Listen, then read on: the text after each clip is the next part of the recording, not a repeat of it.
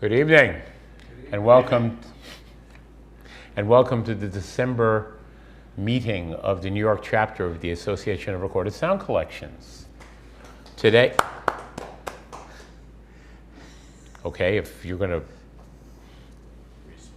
respond to that, I can't wait what's to come next.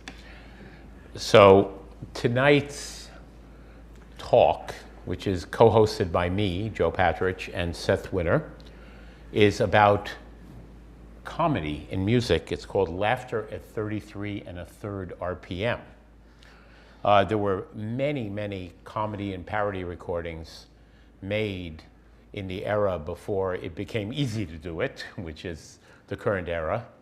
We'll have one example that's a technical marvel, actually, but we'll do that later. The very diverse musical palette included people who were wordsmiths, amazing wordsmiths. Tom Lehrer and Alan Sherman are, in my opinion, the two best. Parody, Victor Borge, Peter Schickele. Yes. Sound effects, Hoffnung, Spike Jones, and various other genres, you might say. We're going to show a lot of them. I guess we will begin. Why not? Now, what I had decided, I'm going to put up, these are our bios. They don't need a lot of screen time. But I will just say that for the first item is our only real recording, kind of, I guess you could say, a standard recording, not a funny recording. It is actually done as a reference standard for what will come after it. If you're finished reading this, we can move on to the next slide now.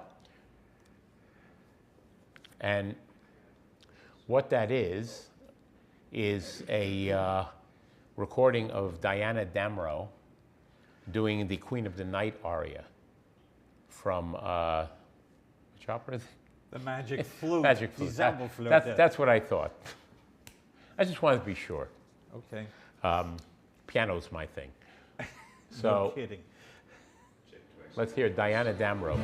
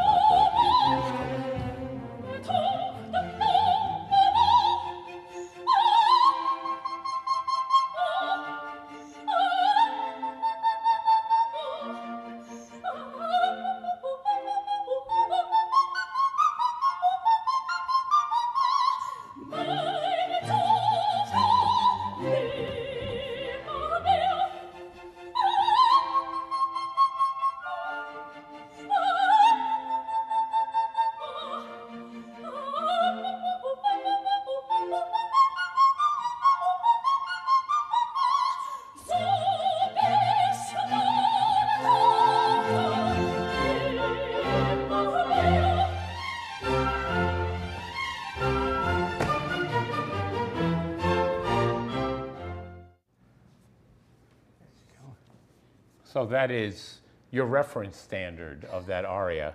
Fantastic performance by a fantastic singer, Diana Damrau. And I played it just to prepare your ears for the onslaught of what is to follow. A recording made by one Florence Foster Jenkins. This is actually fairly famous. Let's just say that her percentage of nailing the notes is just a little bit lower than Miss Damrau.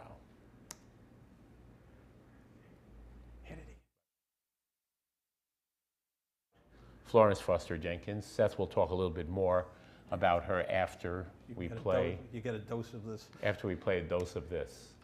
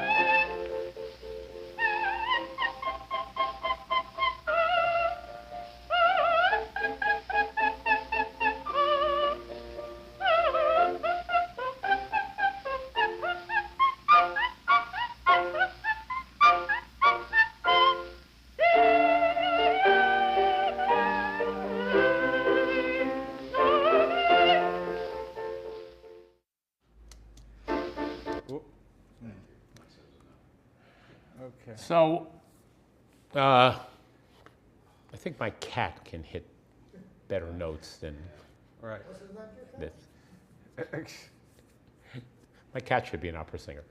Anyway, I'm going to hand it over to Seth now. He's going to talk a little bit about Ernie Kovacs and his parody on this subject, which probably is, in my opinion, the appropriate response. Thank you, Joe. As you saw in that montage to the right, it said The Glory of the Human Voice with Florence Foster Jenkins. You may wonder, why are we including this? Well, there were rumors about her. She made recordings for Melotone. They were pressings that were done about, I think, what, Joe, 1939 or 40 thereabouts, I think? And they had become a great underground thing. And in 1955, RCA issued that 10-inch record, and the one you just saw for the Die Zauberflöte was reissued in '62. And this, I have to thank Ben Modell. He spoke with me when after we had prepared a presentation at the New York Public Library on Kovacs, and you can read what happened. He was doing a replacement for Sid Caesar during the summer on NBC on Monday nights, and apparently Edie Adams, his wife, who was a trained Juilliard student, had gotten this record that had come out about 1955, and as always with Ernie, he had a humor that was called the back of the head. It would just stay there, and all of a sudden it would come to the front, and he said, I have an idea. And as you can see what it says up here about, they couldn't even identify it when he was going through the videos. Joe, could you go to the next one? Yeah, and that's the infamous record. Yeah, as it says, at the Paley Center, he is working for the first DVD Kovacs set, which was issued in 2012, 2011. And it said on it, usual zany opening, Florence Foster Jenkins bit. And he asked me, he said, Edie was very gifted that she can do that. I said, yes, I know. There was a record she put out where she sings off pitch. But as good as Edie was, or another person we'll be hearing in a little bit is as good as that, no one could beat Miss Jenkins. And I was the one that said, yeah, in fact, if you listen carefully, you can hear the clicks from the LP as they're playing it.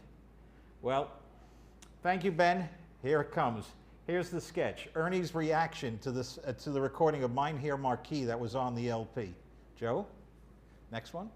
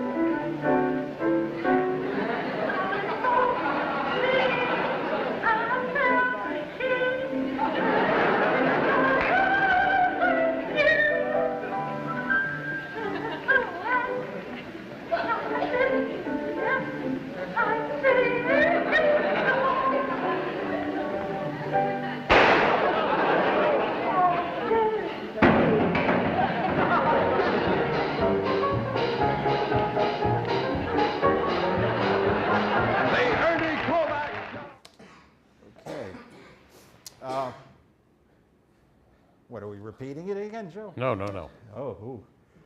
Okay.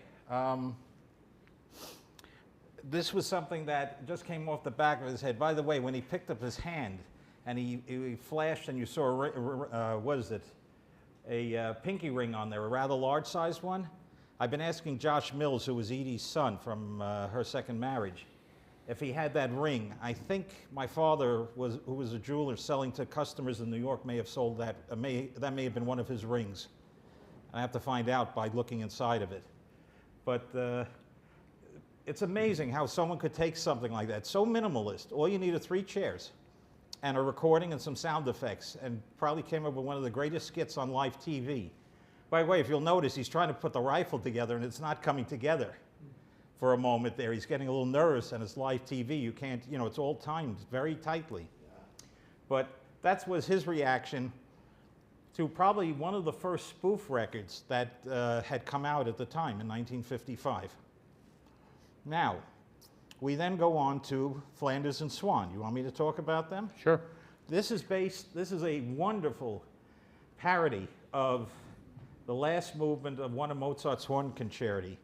And they based it on the famous recording that Dennis Brain had done in the mid-50s with Von Karajan and the Philharmonia. The other thing is the tempo they take is rather fast, because when they were figuring it out, they were listening to the recording and the turntable was going a little too fast, so the tempo was a bit rushed. They didn't hear that. The thing was, instead of being, I think, an E flat, it's up in E. So, very, very witty.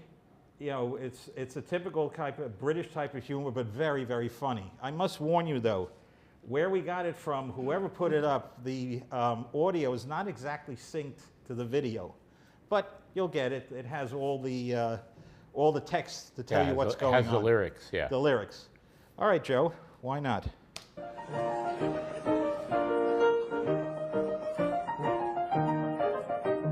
I once had a whim and I had to obey it, to buy a French horn in a second-hand shop. I polished it up and I started to play it, in spite of the neighbors who begged me to stop.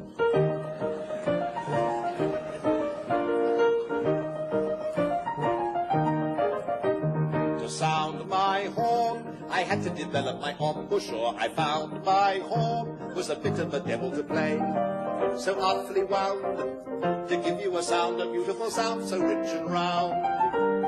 Oh, the hours I had to spend before I mastered it in the end. But that was yesterday, and just today I looked in the usual place. There was the case, but the horn itself was missing. Oh, where can it have gone? Hasn't anyone seen my horn? Oh, where can it have gone? What a blow! Now I know I'm unable to play my allegro. Who swiped that horn? I bet you a quid somebody did, knowing I found a concerto and wanted to play it, afraid of my talent at playing the horn. For early today, to my utter dismay, it had vanished away like the dew in the morn. Tootie. I've lost that horn. I know I was using it yesterday. I've lost that horn. Lost that horn. Found that horn. Gone. The stops I chose to willingly pay a reward. I know some hearty folk whose party jokes pretending to hunt with the quad. Gone away, was it one of them took it away?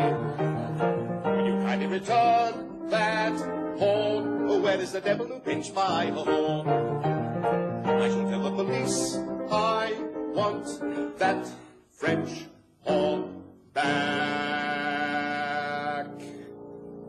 I miss its music more and more and more. Without that horn, I'm feeling sad and so forlorn.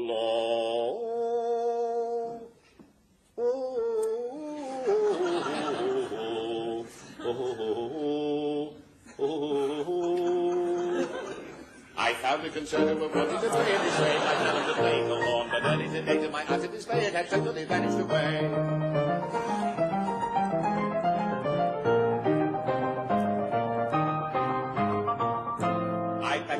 I wanted to play it, but somebody took it away. I practiced the horn and was longing to play it, but somebody took it away. My neighbor's asleep in his bed. I'll soon make him wish he were dead. I'll take up the tuba instead. Wah, wah.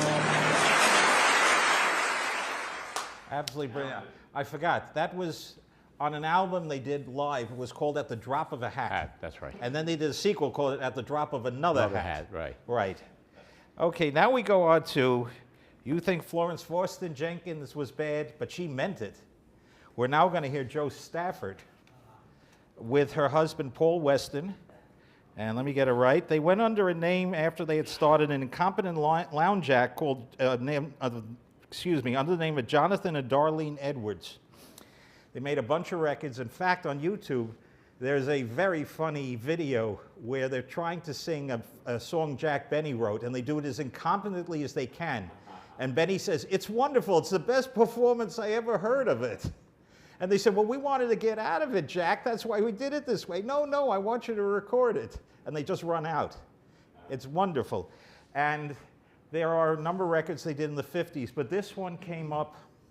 Well, let's hear the original. It's the Bee Gees. It's doing Staying Alive from the hit Saturday Night Fever.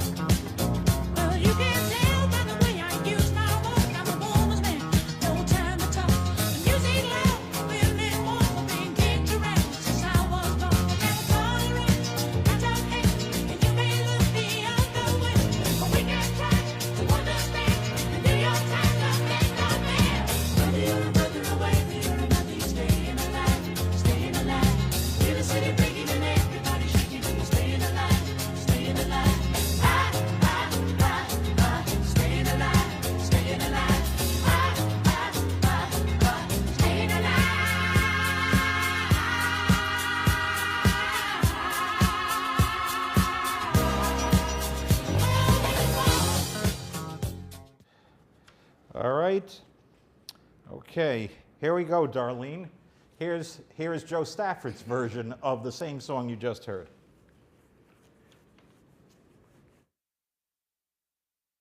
Well.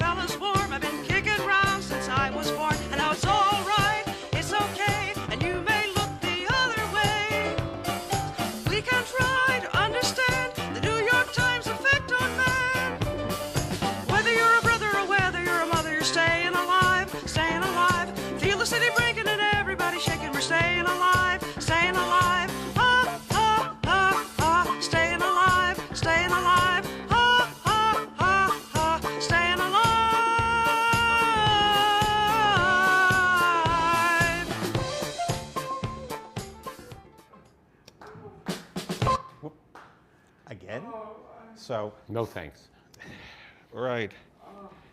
Yeah, that came up, and I said, this has to go in. Of all the things, this was very late. You know, they were doing this stuff 20 years earlier.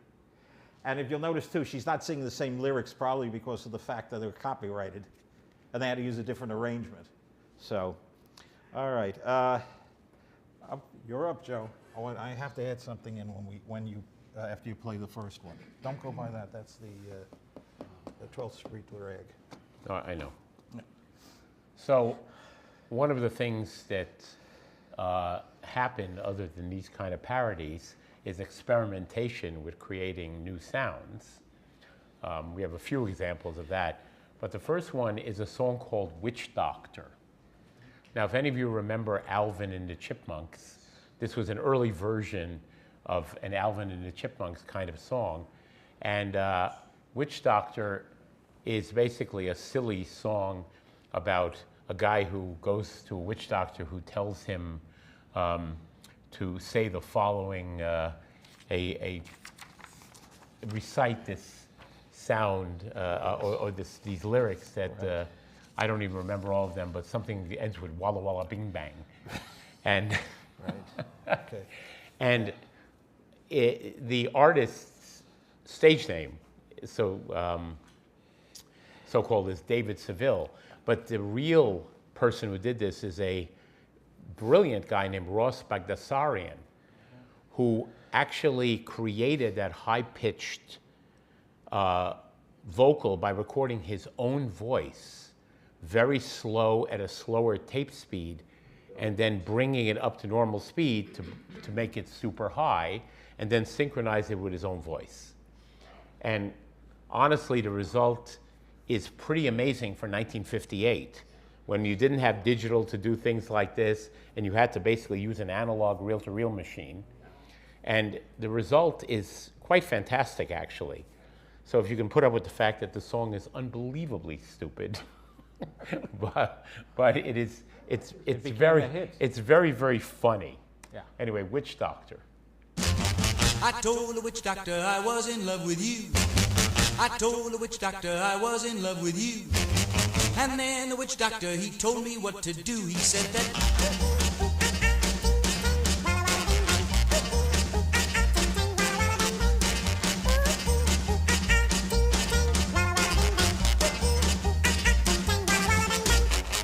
I told the witch doctor you didn't love me true. I told the witch doctor you didn't love me nice. And then the witch doctor, he gave me this advice. He said that ooh-ee, ooh-ah-ah, ting-tang, walla-walla bing-bang. Ooh-ee, ooh-ah-ah, ting-tang, walla-walla bang-bang. Ooh-ee, ooh-ah-ah, ting-tang, walla-walla bing-bang. Ooh-ee, ooh-ah-ah, ting-tang, walla-walla bang-bang. You've been keeping love from me just like you were a miser. And I'll admit I wasn't very smart. So I went out and found myself a guy that's so much wiser. And he taught me the way to win your heart. My friend the witch doctor, he taught me what to say. My friend the witch doctor, he taught me what to do. I know that you'll be mine when I say this to you.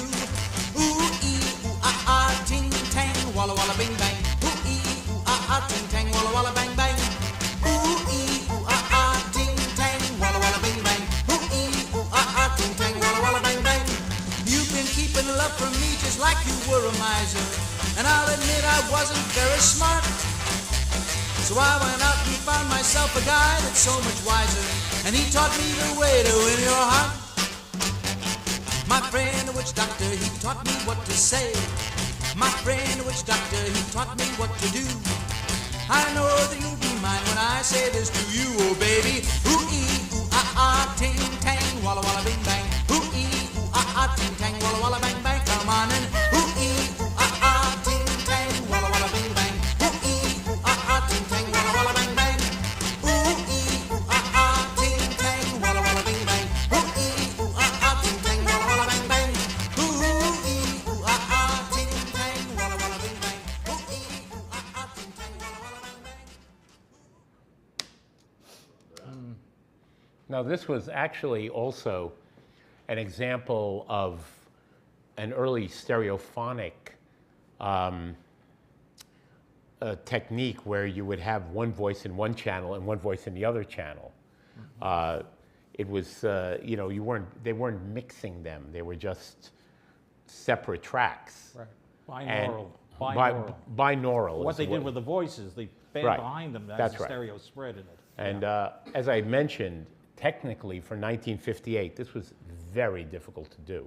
Yeah. So kudos to Ross Bagdasarian for technical wizardry in the 50s. By the way, Joe, in that photo, as he's singing, you can see he's got a cigarette in one hand, and Yep. behind him is an Ampex, I think 200. You could see the handles on them when you went get into the mechanics of the machine underneath. Those were the days when everybody had a cigarette in their hand.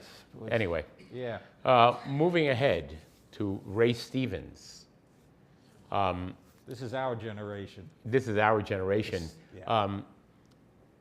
You may recall that in the 70s and 80s, there was a fad called streaking, where people would take their clothes off and run through a public area. Or run on a football field. or Football something. field, Yeah. in a restaurant, in a Yeah.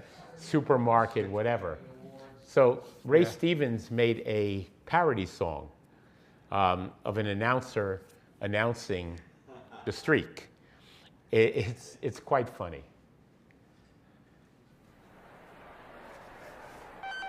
Hello, everyone. This is your Action News reporter with all the news that is news across the nation on the scene at the supermarket. There seems to have been some disturbance here. Pardon me, sir. Did you see what happened? Yeah, I did. I was standing over there by the tomatoes, and here he come, running through the pole beans, through the fruits and vegetables, naked as a jaybird.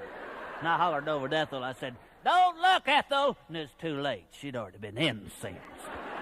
Here he comes. Boogie dad, boogie dad. There he goes. Boogie dad, boogie dad. And he ain't wearing no clothes. Oh, yes, they call him the street. Boogie that, boogie that. Fastest thing on 2 feet. Boogie that, boogie that. He's just as proud as he can be. From his anatomy, he gon' give us a peek. Oh, yes, they call him the street. Boogie that, boogie that. He likes to show off his physique. Boogie that, boogie that. If there's an audience to be found, he'll be streaking it round, inviting public critique. This is your Action News reporter once again, and we're here at the gas station. Pardon me, sir. Did you see what happened? Yeah, Dave. I was just in here getting my tires checked, and he just appeared out of the traffic. He come streaking around the grease right there. Didn't have nothing on but a smile. I looked in there, and Ethel was getting her cold drink. I hollered, "Don't look, Ethel!" And it's too late. She'd already been mooned. Flashed her right there in front of the shop absorber. He ain't rude. Boogity, boogity, He ain't rude. boogity, boogity. He's just in the mood to run in the nude. Oh, yes, they call him the street. Boogie that, boogie that. He likes to turn the other cheek. Boogie that, boogie that. He's always making the news, wearing just his tennis shoes. Guess you could call him unique. Once again, your Action News reporter in the booth at the gym covering the disturbance at the basketball playoff. Pardon me, sir. Did you see what happened? Yeah, Dave. Halftime, I was just going down there to get Ethel a snow cone. Here he come, right out of the cheap seats, dribbling, right down the middle of the court. Didn't have on nothing but his head.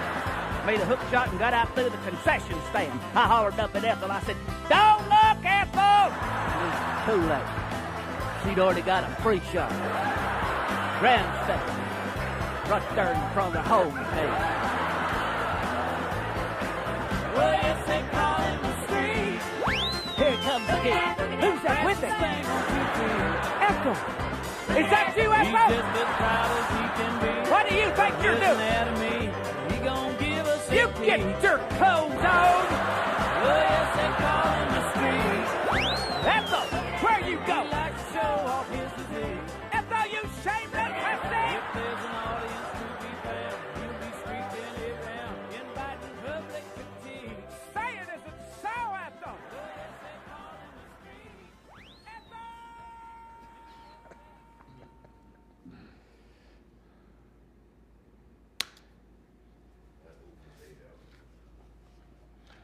That song was from 1974, actually. And, you know, one thing is interesting is this Ethel thing. You have an image in your mind of Ethel as being an older woman who's obviously fascinated by the naked guy running around. So that's I think, a subliminal thing within the song as well. Of course, this song also features a lot of sound effects. This is merely an intro to the king of sound effects, which was Spike Jones. Yeah. And I will let Seth talk a little bit about Spike Jones and introduce our next item. What can one say about Spike Jones? An innovator. Started making records for Victor, I think, just at the beginning of World War II. And of course, his most famous one was In the Führer's Face, which was $1 million seller, you know, million copy seller, several million copy seller once it came out. And he had radio shows, and then eventually had a TV show for a while in the mid-50s. So we were figuring there's so much to pick of his. It's such a treasure trove. What do you start with? Well, we found something that is very, very clever, which I figured I can date it now. It's probably from the summer or the fall of 1956, because there's a reference to Elvis Presley in there. And this was around the time when he had gone on the Milton Berle show and he started gyrating his hips, and all the moral people out there said, this is obscene, he can't do that anymore. Even Kovacs did a very funny one at the end of one of his shows about how to watch Elvis Presley behind a dresser, a dressing divider with just the guitar coming out. But Spike Jones comes up with his own version of it. This is 12th Street Rag, one you will not believe being performed or seen. And I got to tell you something. He had to have Cracker Jack men in his orchestra to play what they're doing there. And in fact, early on, his clarinet solo was Mickey Katz, who then broke off to become, the famous parody singer on first Victor and then on Capitol Records when Vaughn Monroe had him thrown out. All right, Joe, let's hit it.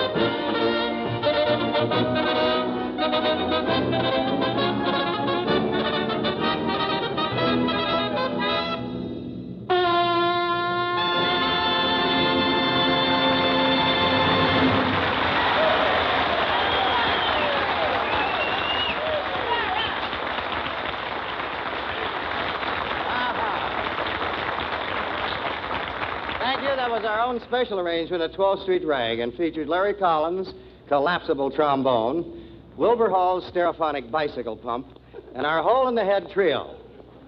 And for the first time on television, we showed the bottom half of Elvis.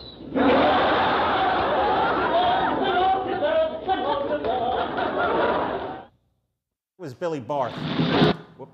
That was Billy Barth. Barty. Barty.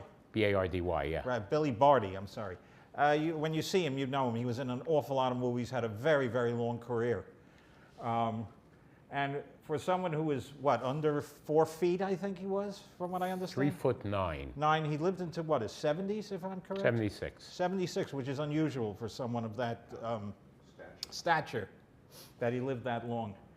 The next one, Joe, if you can hit the next slide. The next one over. Okay. Nope. Back. Nope. All right. Okay, what happened to it? All right.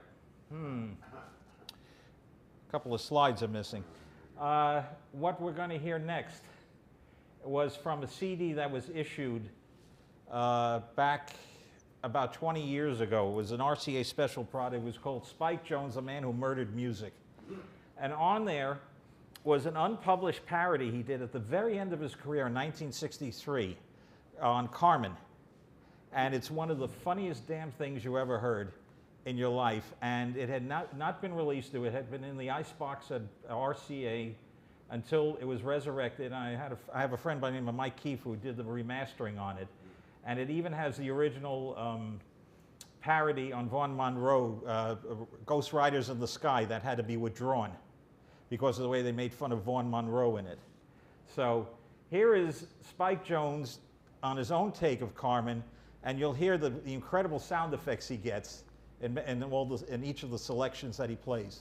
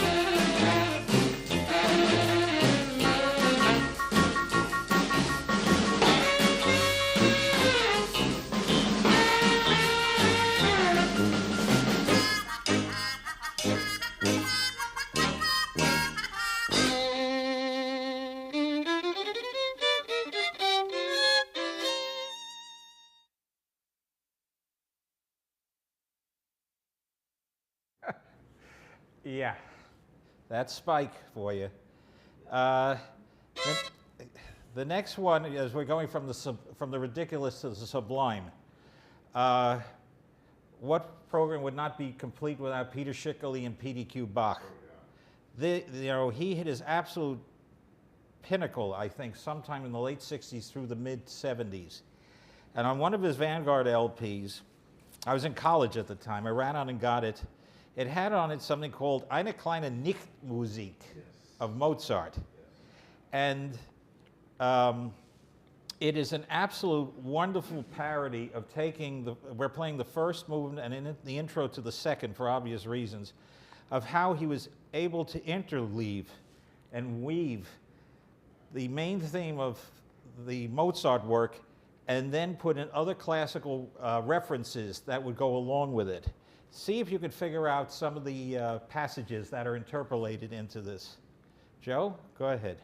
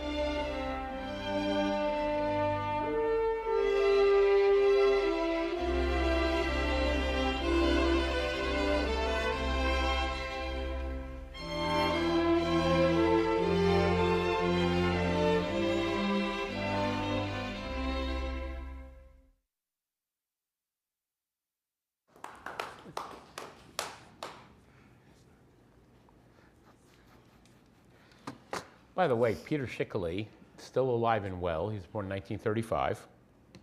And he, highly trained musician, straight classical composer, as well as writing tons of incredible parody music. Also a radio broadcaster, brilliant guy. And I had the pleasure of meeting him once, and he was humble, like many great people. Very humble and just liked to do his thing. Probably did it as well as anybody, because let me tell you, it takes a lot of ability to do what he did in that Eine kleine Nick music. Another individual of high musical training, really high musical training, who used it for the most hilarious comedy routines was Victor Borge. Born in 1909 as Borg Rosenbaum in Denmark. He lived to be 91. He died in 2000, near the end of 2000, in Greenwich, Connecticut. And of course, many people know a lot of his routines, which are very funny. This one is a famous film of him doing the opening of Liszt's second Hungarian Rhapsody for piano 4 hands. It happens that his partner in this is a pianist I knew quite well, Leonid Hambro, who is a real virtuoso pianist, but also a guy with a fantastic sense of humor. We had a lot of laughs. I met him late in his life. He died when he was 86. But he did this thing, Hungarian Rhapsody #2. Let's just say this is not your typical 4-hand arrangement.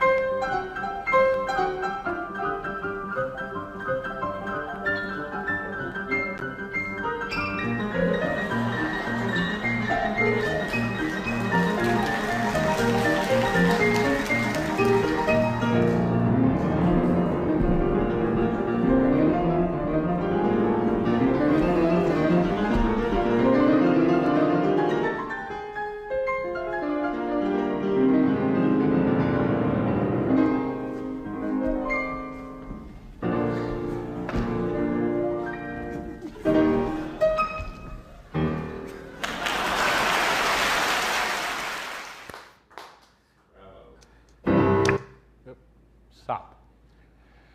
It takes a lot of ability, a lot of choreography, a lot of thinking to come up with something like that. And two magnificent musicians in Victor Borge and Leonid Hambro. Now, another item we have of Victor Borge is more on the parody side, and I don't know who first came up with this idea, probably was him. The idea that when you're reading a text, you can make the text more interesting by enunciating the punctuation. And herein we have Victor Borge's phonetic punctuation. I invented it many years ago when I first noticed that people who speak together often fail to understand each other clearly. Now, when we read or write, we use punctuation marks in order to underline the meaning of our sentences, but we do not have that support when we speak. So why not integrate punctuation marks into our speech? Then we can underline what we intend to convey to each other verbally. Now, what the hell was all that noise? I always get involved in all these speeches and things like that. And then but of course, and then of course, and that is it was right. I'll teach you how to use the system. It's very simple. A period sounds like this. A dash.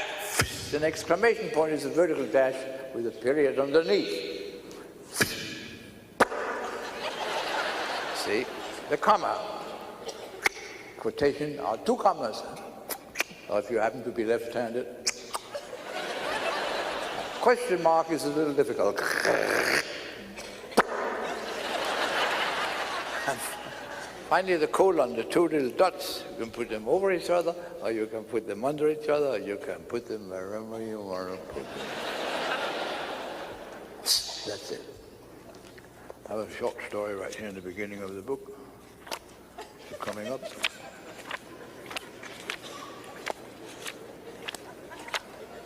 Page 9. Oh. Page 6. In the open window there suddenly came light. Beautiful Elinor sat alone dreaming of but one thing.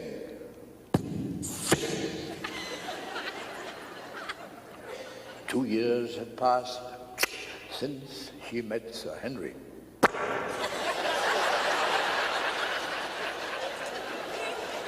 She could still remember the unhappy evening when her father had thrown him out. They had been sitting in the park, and Henry had said, "Darling."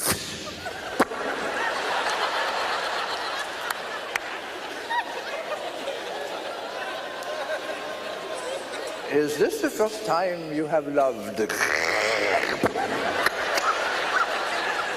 She had answered, yes.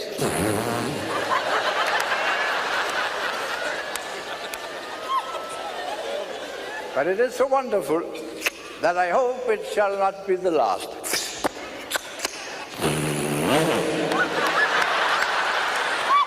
It's getting a little messy here, but otherwise. Would you like to move back one row? Suddenly she heard a well-known sound. It was he. In 2 strides he was near her, embraced, kissed and caressed her.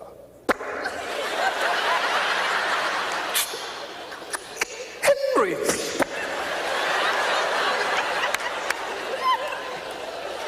What is love?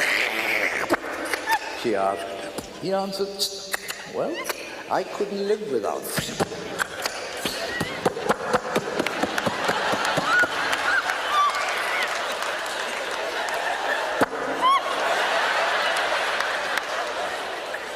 She asked, I'm sorry.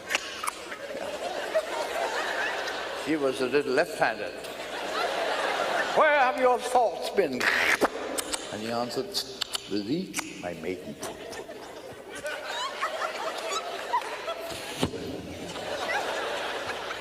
Suddenly he had gone. Oh.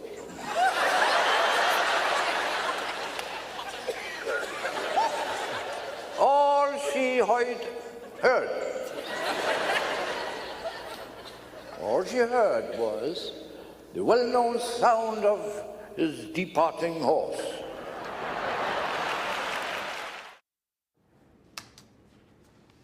I invented it many years. Okay. Little encore there. Yeah. By the way, that was among the first records Borger did, I think, for Columbia on late 78. It was a 10-inch album, then they converted to early LP, where he does that phonetic punctuation. Of course, on that same theme, we are finally getting to one of the kings of the parody, the great Alan Sherman. And the one we're going to do, it's from Alan in Wonderland, from Warner Brothers. I think it's 1964. He's still at the peak of his popularity, which started to wane shortly after that. And it is one of the most clever things you have ever heard. It's Night and Day of Cole Porter with punctuation marks. Punctuation marks, right. And I must say one other thing, that what really makes these recordings is the fact that he can't sing. And at one point, when he was so popular, someone had suggested to him, you ought to take singing lessons. And his arranger, who does all his background music, Lou Bush, looked at the guy and he said, are you nuts? If he learns how to sing, he won't be funny anymore. And the story goes in Alan Sherman's autobiography. This record came out, and they sent it over to Cole Porter, who was already not well. He would die within a few months. They said he kept playing that selection over and over, that he couldn't stop laughing his head off when he heard the parody. So, you want to add something? By the way, a little bit about Alan Sherman was born in 1923, and unfortunately he died in 1972. 72. He died in 72. 48 years old. Yeah. Heavy smoker and overweight, unfortunately. And destitute at that point. He was in the actors' charity hospital or the old age actors' home for the indigent. We'll have a couple of other selections of his, but for now, and obviously he must have gotten this idea from Victor Borge, which is much earlier. That was, as Seth said, the late 40s. He actually performed it live on the Ed Sullivan Show in 1952. Mm-hmm.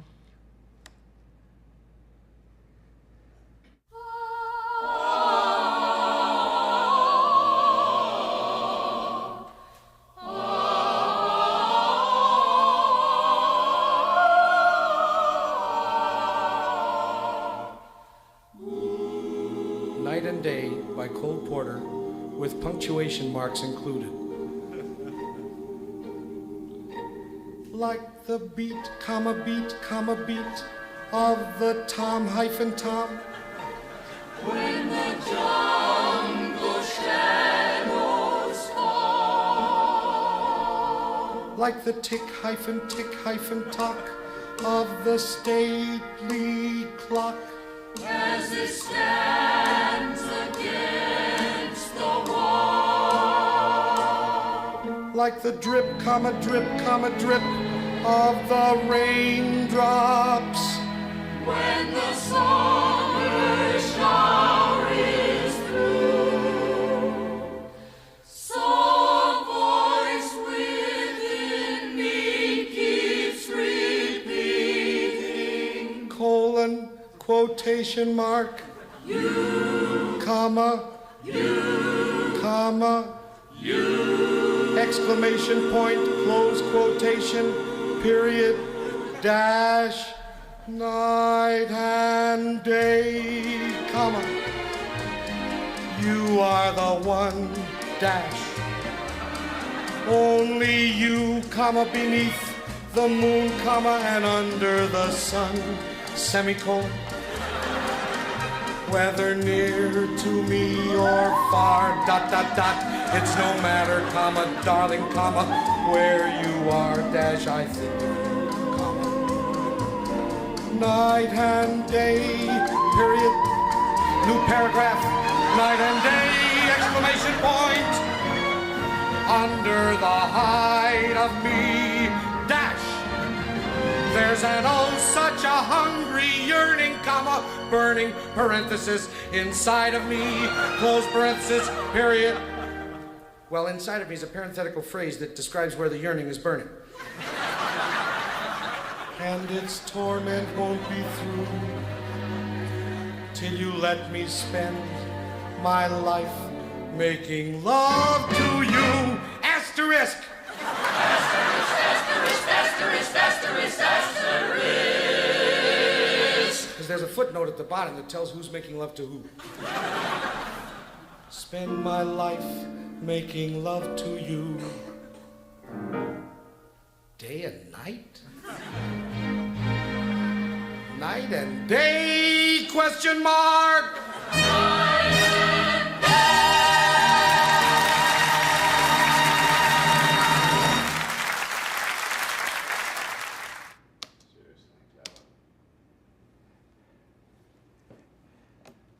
Alan Sherman, one of the great wordsmiths, we will have more of him.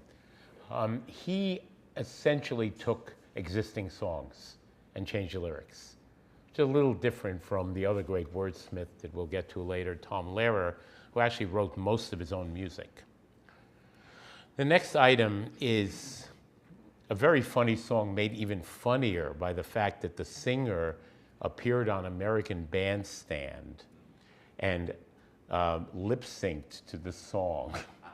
And it is hilarious, a hilarious video. It's Bobby Pickett, who is known as Bobby Boris Pickett, in this song called Monster Mash, and a mash in this case is a type of dance. Listen carefully to the lyrics. They are incredibly funny, and his acting is equally funny. This will start off with Dick Clark, who will announce him. Ladies and gentlemen, back for the second go-around in the one that was so popular not too long ago, a thing called the Monster Mash. Ladies and gentlemen, again, Mr. Bobby Pickett.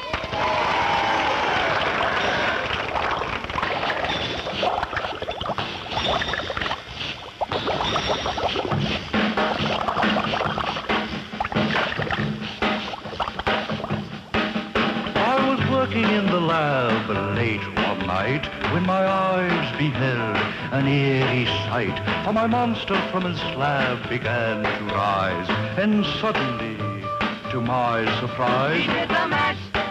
he did the monster mash. The monster mash.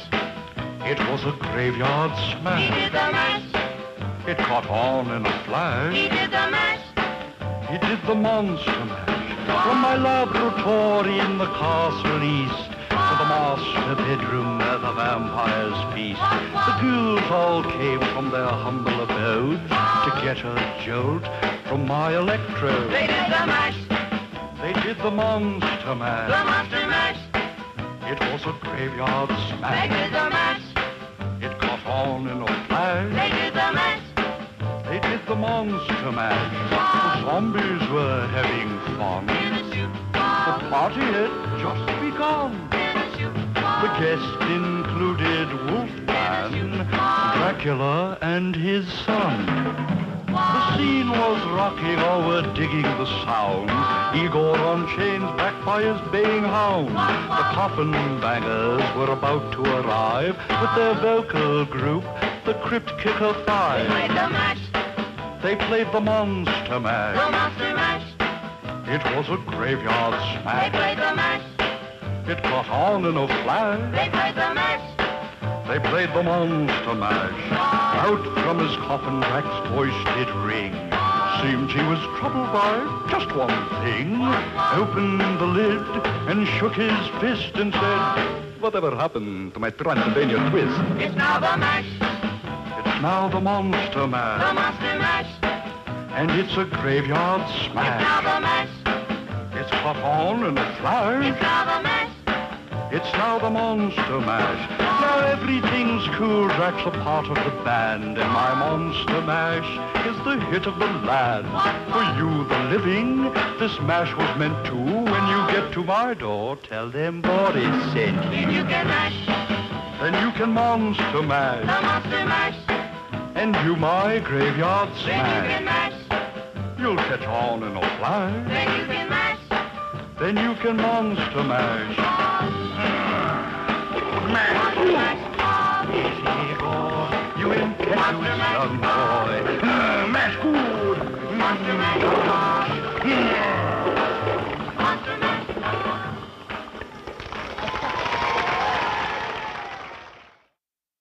Ladies and gentlemen, back. Now Seth will talk a little bit about Martin Green.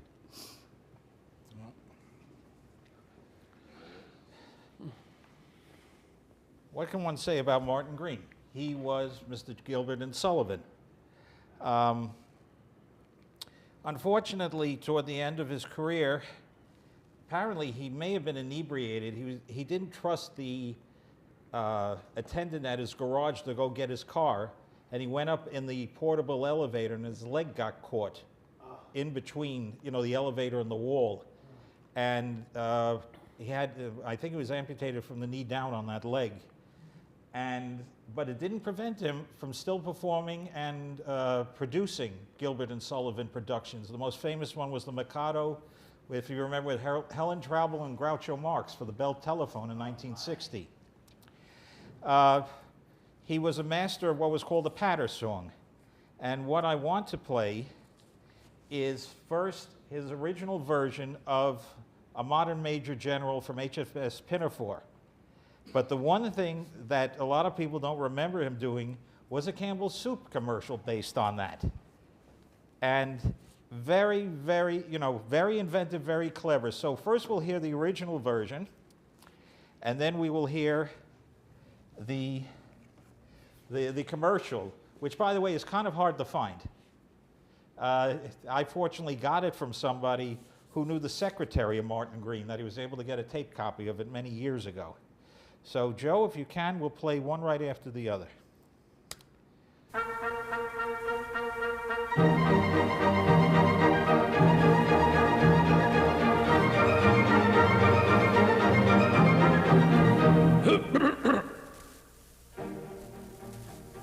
I am the very model of a modern Major General. I've information, vegetable, animal, and mineral. I know the kings of England. I can quote the fights historical from Marathon to Waterloo in order categorical. I am very well acquainted too with matters mathematical. I understand equations, both the simple and quadratical. About binomial theorem, I am teeming with a lot of news. A lot of news. With many cheerful facts about the square of the hypotenuse. With many cheerful facts about the square of the hypotenuse. With many cheerful facts about the square of the hypotenuse. With many cheerful facts about the square of the hypotenuse.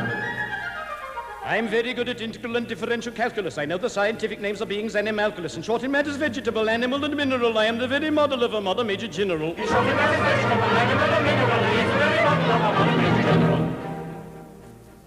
I know our mythic history, King Arthur's answer paradox. I answer hard acrostics, I have a pretty taste for paradox. I quote in Heliojarx all the crimes of Heliogabalus. In conics I can floor peculiarities parabolus.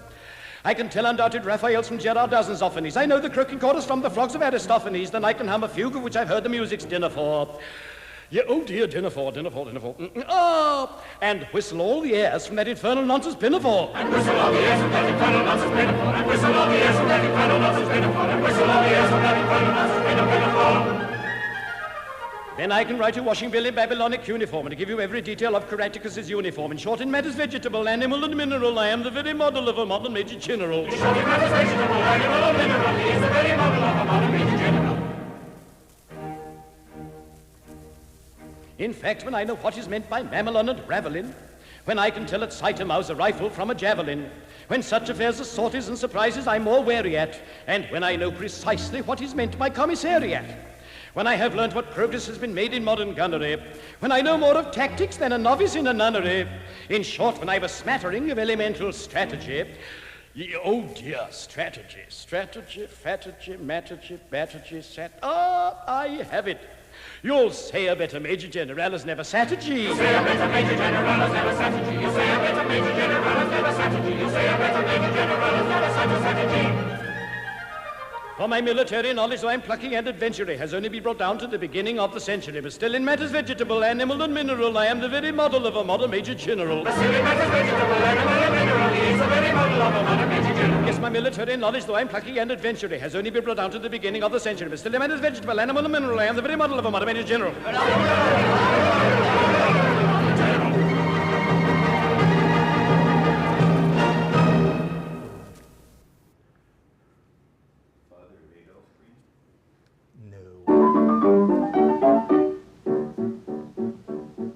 I know that there are 32 delicious kinds of Campbell's soups, and what is more, can name them all and place them in their proper groups. Begin with oxtail, tasty beef, and then cream of potato, and consommé, of course, Scotch broth and onion and tomato. There's nothing more exciting than a steaming cream of mushroom soup, unless it's an inviting cup of French-Canadian green pea soup. The Campbell's cooks are of the mind the green pea soup is made with hams, and what is more astounding is that Campbell's chowder's filled with clams. Then minestrone, chili, beef, tomato, rice, and if you please, comes bean with bacon, cream of celery, bouillon, and cheddar cheese. There's tasty chunks of beef with noodle, turkey noodle, chicken, rice, and chicken noodle, cream of chicken, chicken gumbo's very nice. Our 7 kinds of vegetable make a healthy A+ group. Yeah, oh dear, A+ group. A+ dupe, A+ goop, A gus soup. Ah, I have it. And have you ever tasted Campbell's cream of asparagus soup? Asparagus soup? Asparagus, please. Of course it is. And have you ever tasted Campbell's lovely cream of asparagus soup? So serve your family Campbell soup in winter, summer, spring, and fall. And if you've listened carefully, you'll notice that I've named them all.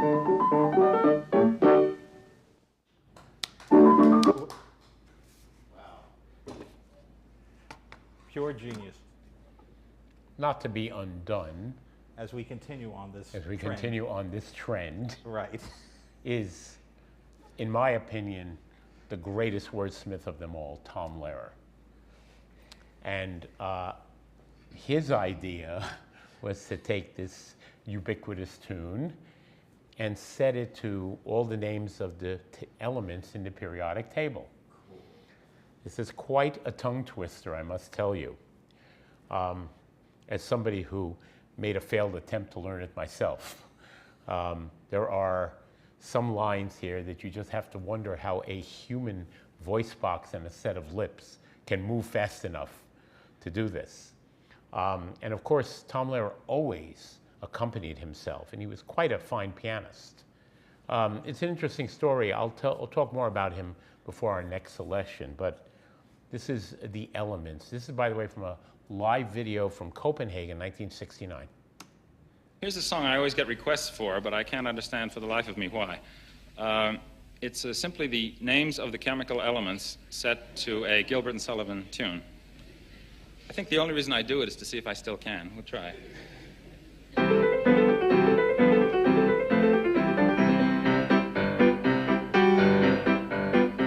There's antimony, arsenic, aluminum, selenium, and hydrogen, and oxygen, and nitrogen, and rhenium, and nickel, neodymium, neptunium, germanium, and iron, americium, ruthenium, uranium, europium, zirconium, lutetium, vanadium, and lanthanum, and osmium, and astatine, and radium, and gold, actinium, and indium, and gallium, and iodine, and thorium, and thulium, and thallium.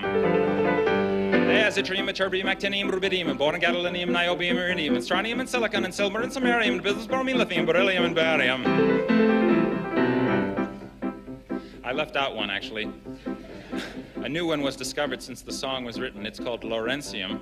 So those of you who are taking notes can write it down in your programs. There's holmium and helium and hafnium and erbium and phosphorus and francium and fluorine and terbium and manganese and mercury and molybdenum and magnesium and dysprosium and scandium and cerium and cesium and lead, praseodymium and platinum, plutonium, palladium, promethium, potassium, polonium, tantalum, magnesium, titanium, tellurium, and cadmium and calcium and chromium and curium. There's gold and californium and fermium, berkelium, and also mendelevium, einsteinium, nobelium, and argon, kryptonium, radon, xenon, zinc, and rhodium, and chlorine, carbon, cobalt, copper, tungsten, tin, and sodium. These are the only ones of which the news has come to Harvard. And there may be many others, but they haven't been discovered. Thank you. You may be interested to know that there is an older, much earlier version of that song, which is due to Aristotle, and which goes like this.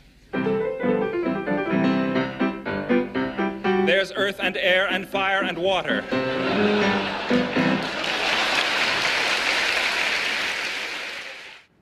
Here's a song. Continuing in that vein, Alan Sherman did his tribute to this kind of patter song. There was a very famous piece by David Rose, who was a movie and television orchestrator and conductor. He wrote something called Holiday for Strings. States. No, Alan Sherman wrote out Holiday for States. Ah. The original song was Holiday for Strings. And with Lou Bush and in the chorus setup, he's another one where he names every one of the states. And when he gets to the last one, it's very obvious which one he's going to end with. And this is also from Allen in Wonderland. That record had so many great songs on it, and it was always a hard record to find once it went out of print. Joe?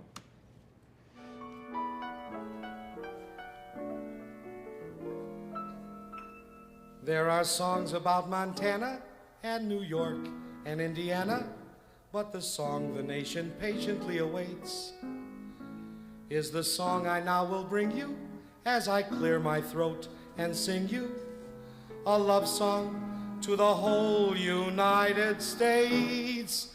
I love you. District of Columbia, New Hampshire, Massachusetts, Alabama, South Dakota, North Dakota, Minnesota, Oklahoma, West Virginia, California, Georgia, Texas, Maine, Mississippi, Washington, South Carolina, Arkansas, North Carolina, Tennessee, Louisiana, Iowa, Nevada, Kansas, Arizona, Colorado, Michigan,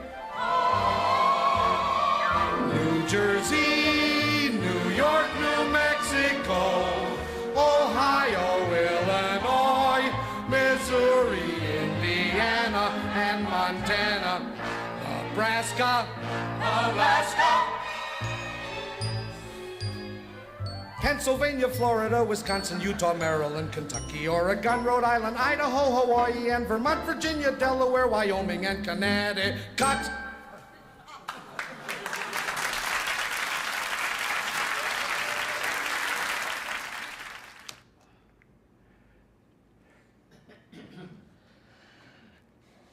Going back to Tom Lehrer for a couple of more items.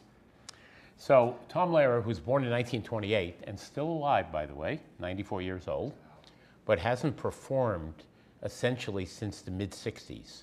He did a few things for Sesame Street. There was a song called Silent E. Everything he touched was brilliant.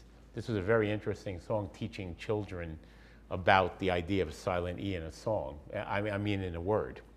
But very early in his career, when he was a student at a small local college called Harvard University, where he later taught math and he had a degree in math, actually.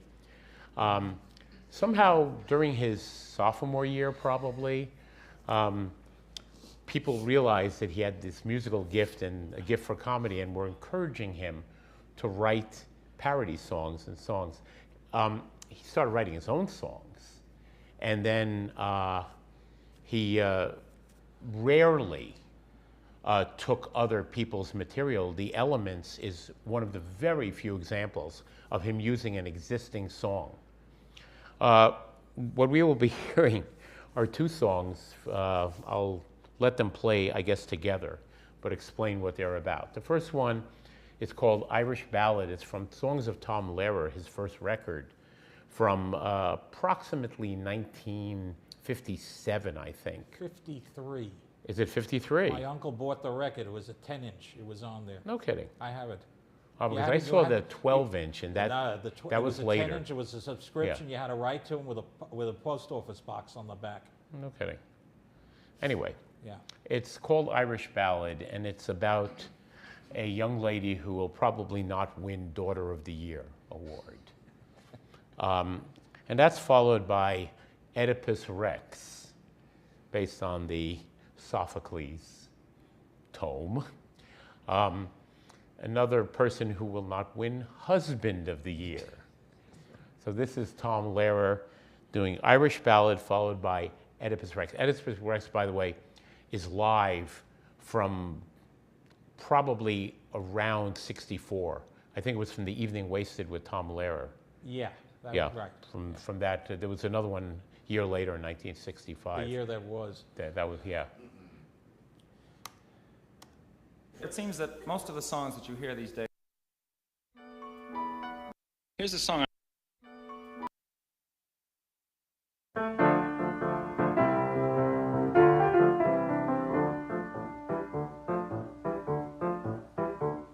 About a maid I'll sing a song, sing rickety-tickety-tin.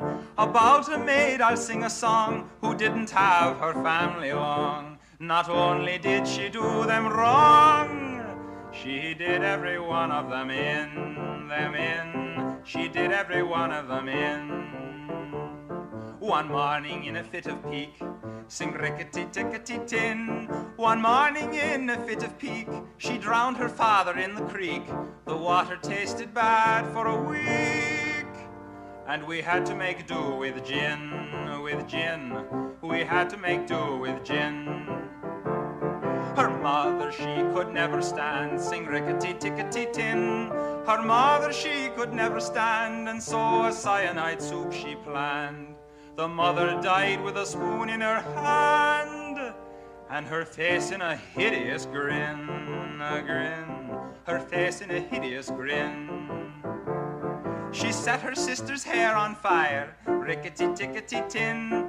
She set her sister's hair on fire, and as the smoke and flame rose higher, danced around the funeral pyre, playing a violin, playing a violin.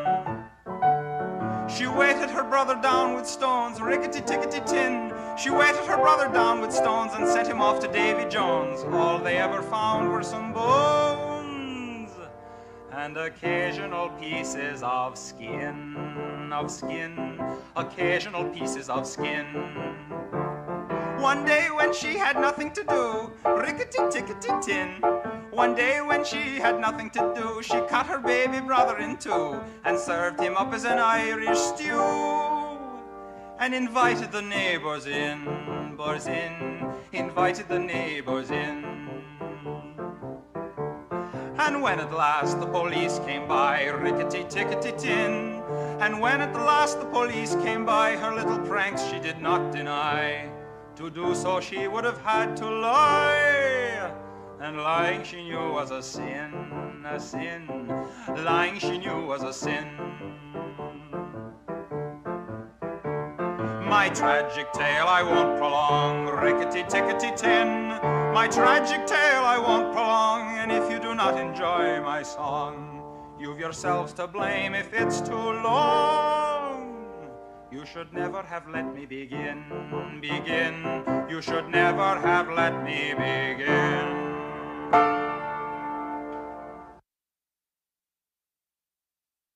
It seems that most of the songs that you hear these days on the radio, played by the disc jockeys, apart from rock and roll and other children's records, tend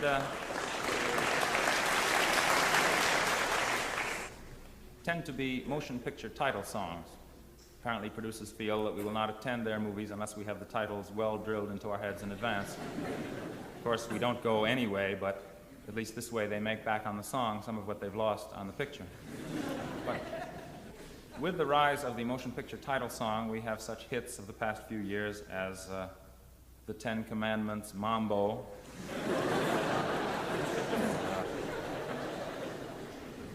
Brothers Karamazov, Cha-Cha, Incredible Shrinking Man, I Love You. I'm sure you're all familiar with these, but a few years ago, a motion picture version appeared of Sophocles' immortal tragedy, Oedipus Rex. This picture played only in the so-called art theaters, and it was not a financial success. And I maintain that the reason it was not a financial success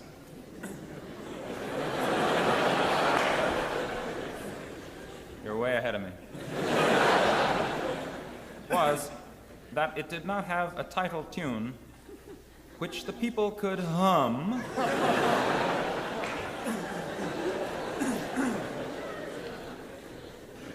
and which would make them actually eager to attend to this particular flick. So I've attempted to supply this, and here then is the prospective title song from Oedipus Rex. From the Bible to the popular song, there's one theme that we find right along. Of all ideals they hail as good, the most sublime is motherhood. There was a man, though, who it seems once carried this ideal to extremes. He loved his mother and she loved him, and yet his story is rather grim.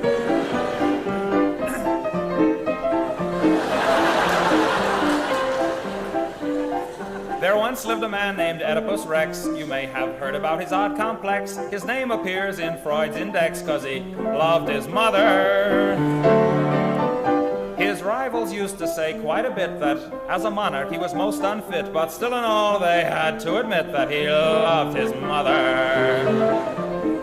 Yes, he loved his mother like no other. His daughter was his sister and his son was his brother. One thing on which you can depend is he sure knew who a boy's best friend is.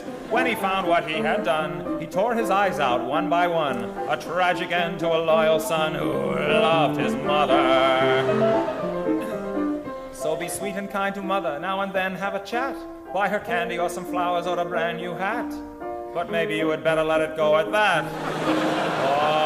Or you may find yourself with a quite complex, and you may end up like Oedipus. I'd rather marry a duck-billed platypus than end up like old Oedipus Rex.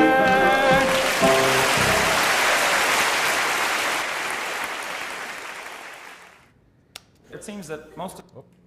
And he also did the Vatican Rag. Well, yeah, that... We won't get into that. That's the most famous or infamous one. He had done the Vatican Rag. Now we're coming into the bend of the program. Yay! And we are turning back to Alan Sherman for probably one of the most inventive ones he had done. From that same record, Alan in Wonderland, this is a takeoff on the famous glowworm theme, which he calls Grow Mrs. Goldfarb. And for those out there watching this who are too young to remember, there are a couple of mentions in there. One of them, which is what Joe had told me, when he says, "You are Lembrian size," that was the name of a store where women who were big and large would go to buy clothing at the time. And the other one in there, "You ate so much you killed your living girdle." At the time, Playtex had these commercials with the Cross Your Heart bra with the living thing, and Rosalind Russell did it. You know, they do pull it out and you go, she goes, "See, it crosses your heart. It's a living girdle. You can wear it for 12 hours. So I have to give you that little preface so you'll understand what's going on in this, because obviously this recording was done nearly 60 years ago. So there are some lyrics that are a little dated, but we've just clarified it for you.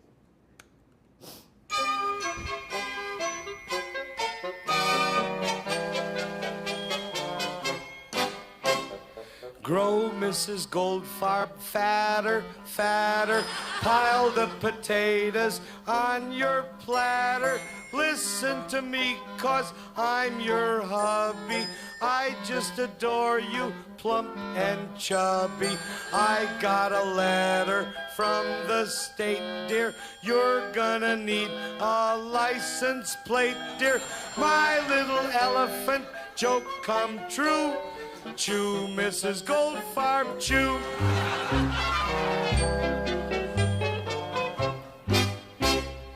There is so much more of you, more to adore of you, 'cause you're not slender. In your white dress, you're a doll, big as the Taj Mahal, in all its splendor. When you're in department stores, don't use revolving doors, you might get stuck, dear. When you use the telephone, go in the booth alone, and lots of luck, dear.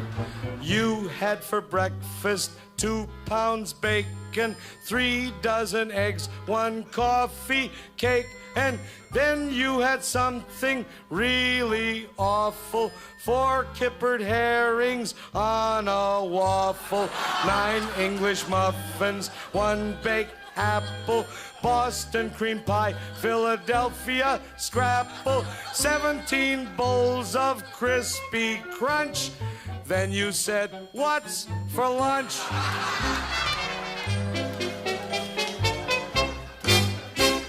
Sweetheart, you are giant size.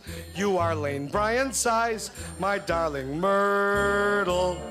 Last Thanksgiving, I was thrilled. You ate so much you killed your living girdle. Have another dozen shrimp, my lovely little blimp.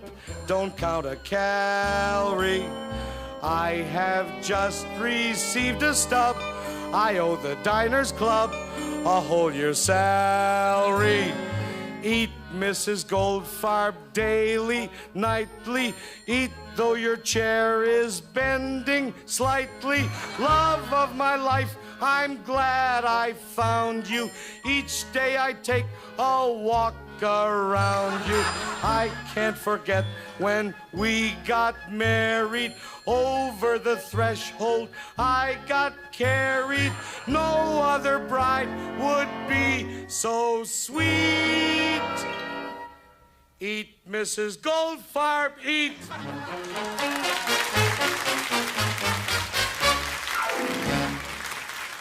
All right, I made a mistake. That's from another one of his great records, which was issued in '65 for Swinging Livers Only. As you can hear in there, the emphysema is starting to affect him. You can hear how he's kind of gasping for breath, especially when he's going up high. And that's what he succumbed to only 8 years later. Now we're coming into the home stretch, and we decided to do what would you call it? The etymology? The trifecta. The trifecta, or the etymology, the etymology of the song, development of a song. How it evolved. Shall I, or what? Okay. Let me talk about the original. Right. We could play that one first. So there is a tango called El Choclo by a guy named Angelo Villoldo. It was written around 1903. I think you'll probably recognize it. It's pretty famous. So I'm just going to play the original in a piano version. And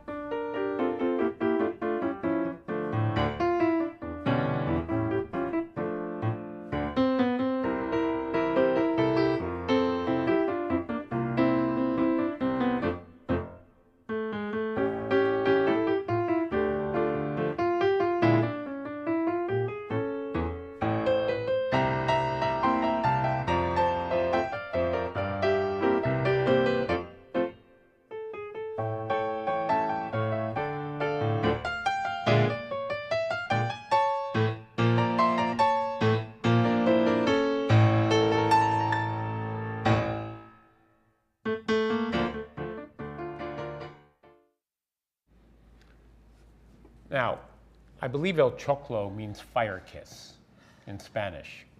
So needless to say, somebody decided to put lyrics to this tune. Right. And the song is called Kiss of Fire.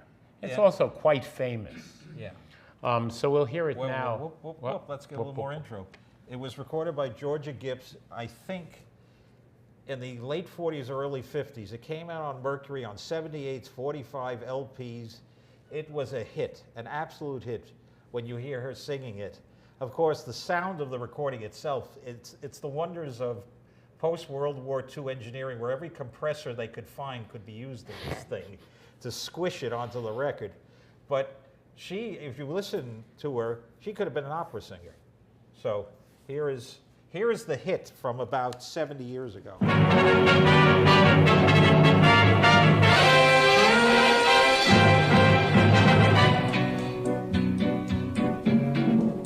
I touch your lips and all at once the sparks go flying. Those devil lips that know so well the art of lying.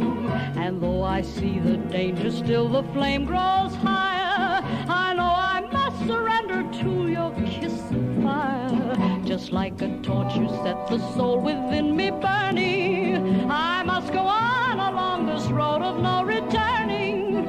And though it burns me and it turns me into ashes, my whole world crashes without your kiss of fire. I can't resist you. What good is there in trying? What good is there denying? You're all that I desire. Since first I kissed you, my heart was yours completely. If I'm a slave, then it's a slave I want to be. Don't pity me. Don't pity me. Give me your lips, the lips you only let. Well, what happened too, in the 50s, there was a parody. Mickey Katz did one called Kiss of Meyer on Capitol. It was one of his biggest hits. We decided not to play that because the problem there is we'd have to translate 3/4 of the Yiddish that he's doing in there. And of course, and a lot of it is the way he modulates his voice. He does a duet with a baritone. You'd have to sit there and just, we'd have to have the lyrics coming up to see what's going on. However... But it's not as funny as this one. Oh, no, this is the king of them all. Alan Sherman picked it up from the same album we just saw from 1965. And what makes this even funnier is the fact that he has the audience helping him along to participate in it. And, well, what a way to end the program. Kiss of Meyer.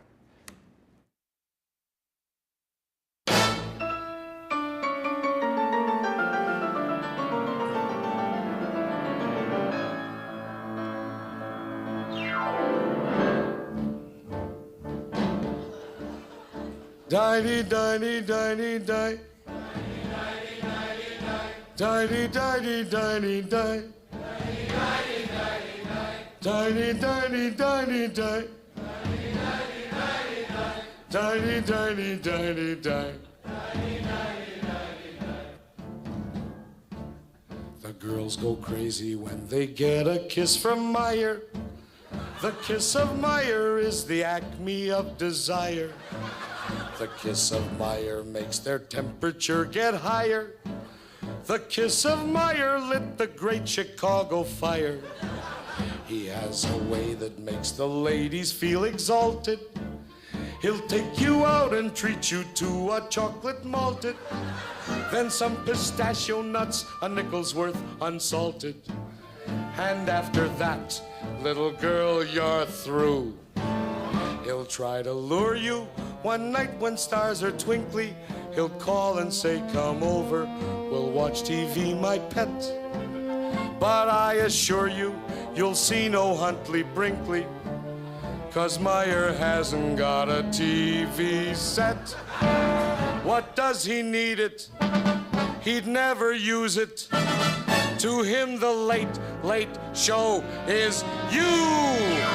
The kiss of Meyer is so sweet that none is sweeter. The girls can't wait for him to come and read their meter. He's known all over as the Bronx La Dolce Vita, the Cary Grant of the Grand Concourse. Whatever Meyer wants, Meyer gets, and that's his name. His name is Meyer Getz.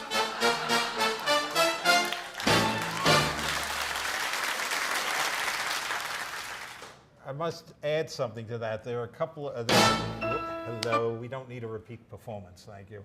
How times have changed. This is almost 60 years ago, and even then, when he refers to a bag of pistachio nuts, a nickel's worth unsalted, you used to get a bag like that, but we're talking going back maybe, what, to the 30s or 40s, Joe, when you could do that? Buy a nickel's worth of salted nuts off of a stand. It wasn't him in the 30s. The 30s, yeah, but... I didn't eat pistachio nuts. Yeah, all right. I refuse to answer. All right, you refuse to answer. And then... You get a pound of shrimp, yeah. about 40 cents. 40 cents for a pound of shrimp, yeah. The other thing is, for the younger generation watching, when they mentioned Huntley Brinkley, that was the big news show, Chet Huntley and David Brinkley, that ran from October of '56 until I think about 1970, 71. Everybody watched that. After you had the choice between Cronkite or Huntley Brinkley, depending on what network you wanted. CBS or NBC. Right, and then the other joke, they can't wait for him to read their meter. In the days now where everything's done electronically, you know, the gas company, the electric company would send men out to read the meters. Right. And I think that also alludes to something about kind of risque in the sense that they would come to read the meters of the lonely women in the apartments, as they say. We'll leave it at that. But it's, yeah, it was one of the geniuses. But this is also from that same record, and you can hear as in the beginning how the emphysema has affected his voice and his breath control. Well, would you say? I will say that yeah. In spite of all the great lyrics, to me personally, the funniest line in any song I've ever heard is, I got a letter from the state there, you're going to need a license plate there. That is brilliant. The brilliance of Alan Sherman and Tom Lehrer and all these other people that make musical comedy what it is. The joy of making people laugh. Yes. Thank you for coming. Yes. I'm Joe Patrych. This is Seth Winter. Thank you again.